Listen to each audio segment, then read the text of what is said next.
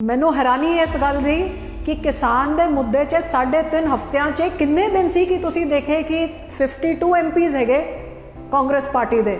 ਮੈਂ ਤਾਂ ਕਦੇ ਕਿਸੇ ਦਿਨ 8 ਕਾਂਗਰਸ ਪੰਜਾਬ ਦੇ ਇਕੱਠੇ ਨਹੀਂ ਦੇਖੇ। ਇਹ ਛੱਡੋ ਕਿ ਆਪਣੀ ਸਾਰੀ ਪਾਰਟੀ ਨੂੰ ਇਕੱਠੇ ਹੋ ਕੇ ਬਾਹਰ ਖੜੇ ਹੋ ਕੇ ਜਾਸੂਸੀ ਦੇ ਨਾਰੇ ਤਾਂ ਕਈ ਵਾਰੀ ਲਾਏ, ਲੇਕਿਨ ਕਿਸਾਨ ਦੇ ਨਾਰੇ ਕਿੰਨੇ ਵਾਰੀ ਲਾਏ। ਸੋ ਇਹ ਜੁਗਲਬੰਦੀ ਕਿ ਜਿਵੇਂ ਇਹਨਾਂ ਨੇ ਜਦ ਇਹ ਬਿੱਲ ਪਾਸ ਕਰਾਣੇ ਸੀ उस टाइम भी राहुल गांधी विदेश के सैर सपाटिया वास्ते निकल गए तो अपनी पार्टी को वॉकआउट कराता, राज्य सभा जज आया तो उत्थे एबसेंट कराता। 13 महीने किसान संघर्ष कर रहे हैं कि पंजाब का मुख्यमंत्री 13 बारी भी सूबे विच इत्थे केंद्र विच आके किसी प्रधानमंत्री या गृह मंत्री के उत्ते जोर पाया। कल्ले बंद कमरे के पिछे पता नहीं की गल्लां की समझौते होंदे ने। इन्हां दी खुद की हाईकमांड इन्हां नूं ना मिले, लेकिन गृह मंत्री जी तो प्रधानमंत्री जो समय मंगन की देर हैगी कि कैप्टन साहब को समय मिलते सारे उन्होंने समा मिलता है तो की बंद कमरिया च चर्चा होंगी, की समझौते होंदे ने, ये तो वही दस सकते हैं। कोई साडी नहीं सुन रहा स्पीकर साहब, मंत्री कह रहा कोई किसान ही नहीं मर रहा इस काले कानून करके। तुसी कोई जॉइंट पार्लीमेंट्री कमेटी बना दिओ जिहड़े तुहानूं दस्से कि की हाल हो रहा साडे किसानां दा। ते भाजपा की जुगलबंदी सामने देखने नूं आए। भावें शुरुआत च समझ नहीं आई गल, लेकिन अखीर च अज जब ये सत्र खत्म होया साफ तरीके दे नाल बिल्कुल क्लीयर हो गई है किवें कांग्रेस ने बाहर किसानां दी गल कीती ते अंदर जाके जिहड़ी सब तो वड्डी पार्टी, जोर तो उन्हां दा ही चलदा हैगा ना जी, कांग्रेस ते उन्हां दी अलायंस पार्टनर जिन्हें सब तो वड्डे नंबर लोक सभा या राज्य सभा च उन्हां दे ही हैगे, अंदर जाके एक दिन भी किसानां दी गल नहीं, बल्कि रोज़ प्लैकार्ड पेगासस जासूसी दे, रोज़ नारे जासूसी दे। 3.5 हफ्ते हाउस नूं चलन नहीं दिता जासूसी दे मुद्दे च। ते बाहर कदे ट्रैक्टर च चढ़ के कदे किसान दे संसद में जाके। मैनूं हैरानी इस गल दी कि किसान दे मुद्दे च 3.5 हफ्तियां च किन्ने दिन सी कि तुसीं देखे कि 52 एमपीज़ हैगे कांग्रेस पार्टी दे। मैं तो कदे किसी दिन 8 कांग्रेस पंजाब दे इकट्ठे नहीं देखे। ये छड्डो कि अपनी सारी पार्टी को इकट्ठे होकर बाहर खड़े होके जासूसी के नारे तो कई बारी लाए, लेकिन किसान के नारे किन्ने बारी लाए।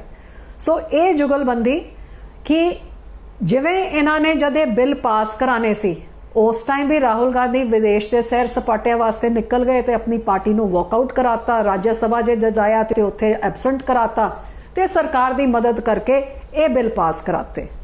ते जद ये सत्र च तुसी आप देख लिया कि जद सत्ताधारी दे नाल रल मिल के कोई बिल पास कराना होंदा है, फिर कल बहुत वधिया तरीके नाल पूरा हाउस चल गया, सारे जने चुप करके बह गए। ओबीसी दा बिल आया, दोनों पार्टियां ने समझौता करके बिल पास हो गया। जे तुसी समझौता करना सी, वधिया तुसी ओबीसी दे बिल पास कराता, बड़ी चंगी गल है, असीं सपोर्ट कीती, लेकिन की तुसी उत्थे शर्त नहीं ला सकदे कि ओबीसी का बिल तां पास होंदा जे पहले किसानां दे कानून रद्द करन दे मुद्दे ते चर्चा होंदी ते किसानां दी मौतां रोकियां जांदियां। सब तो पहले ये मैनूं हैरानी हुई ते उस तो वध हैरानी हुई जब मैनूं राज्य सभा च पता लग्या कि कल दे दिन राज्य सभा च किसान दी चर्चा चेयर ने, स्पीकर चेयरमैन साहब ने अलाउ करती कि किसानी दी चर्चा शुरू होए। ते चर्चा किहड़े कानून थल्ले हो रही है, किन्ने चिर दी हो रही है, उहदे नाल तुहानूं की मतलब है। जिस भी कानून दे थल्ले होए जिन्ना समा तुहानूं मिलदा है, कि कांग्रेस दा की काम सी कि तुसी सरकार दी जिहड़ी एंटी किसान विरोधी पॉलिसियां हैगियां वो दुनिया दे सामने, देश दे सामने लैके आओ। काले कानून करके जिहड़े किसानां दे हालात ने, जिहड़ी मौतां हो रही ने, वो सरकार नूं बेनकाब करो। लेकिन वो सब करन तो बजाए इहो जिहा कांड किया कि सारी चर्चा ही ठप होके हाउस ही अज उन्होंने दोनों ने रल मिल के बंद करता। इस तो वड्डी जुगलबंदी थी, इस तो वड्डी इन्हां दी आपसी मिली भुगत ते की सबूत चाहिए है। 13 महीने किसान संघर्ष कर रहे हैं कि पंजाब का मुख्यमंत्री 13 बारी भी सूबे विच इत्थे केंद्र विच आके किसी प्रधानमंत्री या गृह मंत्री के उत्ते जोर पाया। कल्ले बंद कमरे के पिछे पता नहीं की गल्लां की समझौते होंदे ने। बाहर आके जी देश के उत्ते संकट, आतंकवाद फैल रहा, पंजाब के उत्ते आतंकवाद में लहरा रहा है, ड्रोन आ रहे हैं। जब करतारपुर साहब का लांघा खोलना सी तां भी कैप्टन साहब ने यह पाठ, यह राग केंद्र का इन्होंने जाप्या जब किसानी अंदोलन होया तां भी अमित शाह नूं मिल के आए। अंदोलन जब सिखर च अगले दिन किसान दिल्ली पहुंच रहे थे, बंद दरवाजे च बाहर आके फिर ये गल की।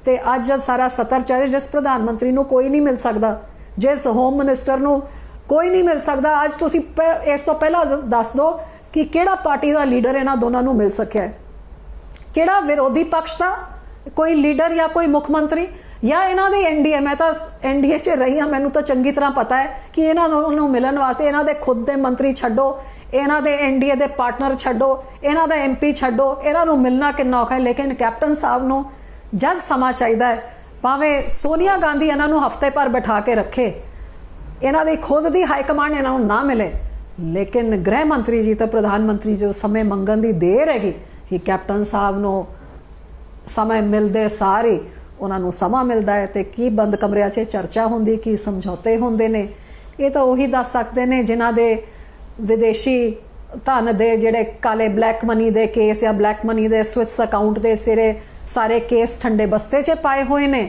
या फिर वो कैप्टन साहब जिन्हां ने सारे पंजाब की किसानी नूं दिल्ली के बॉर्डर च बिठा छड्डिया है।